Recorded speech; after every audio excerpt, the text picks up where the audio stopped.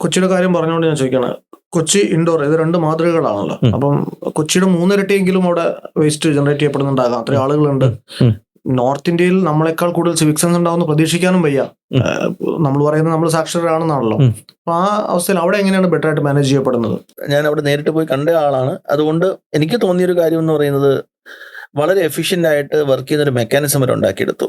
കൃത്യമായിട്ട് വേസ്റ്റുകൾ പെറുക്കിയെടുക്കുകയും ഇതെല്ലാം ഈ പൊതുവെ, അതും എൻ്റെ എക്സ്പീരിയൻസ് ആണ് ഞാൻ പറയുന്നത്. ഇപ്പൊ നമ്മളിപ്പോ ഒരു കാര്യത്തിൽ ഇറങ്ങി പുറപ്പെടുമ്പോൾ ഇതിനകത്ത് ഈ ഇറങ്ങി പുറപ്പെടുന്ന ആ ഒരു ടീമിനകത്ത് പല ജോലി ചെയ്യുന്ന ആൾക്കാരുണ്ടാവും.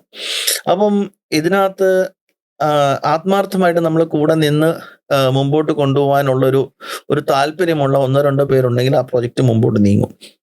അപ്പൊ എനിക്ക് തോന്നുന്നത് പൊതുവെ ഇത് അവരുടെ ഒരു അഭിമാനത്തിന്റെ പ്രശ്നമായിട്ട് എടുത്ത് അവിടുത്തെ സിറ്റി അഡ്മിനിസ്ട്രേറ്റേഴ്സ് സ്ഥിരമായിട്ട് വർക്ക് ചെയ്യുന്നത് കൊണ്ടാണ് ഈ ഒരു സംഭവം നടക്കുന്നതെന്നാണ് എനിക്ക് തോന്നുന്നത്.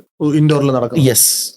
അപ്പൊ ആ ഒരു ആറ്റിറ്റ്യൂഡ് വന്നു കഴിഞ്ഞാൽ തന്നെ വളരെയധികം മാറ്റങ്ങൾ ഉണ്ടാവും. പിന്നെ അതിനെ സപ്പോർട്ട് ചെയ്യുന്ന ഒരു സംവിധാനം നമുക്ക് വേണം.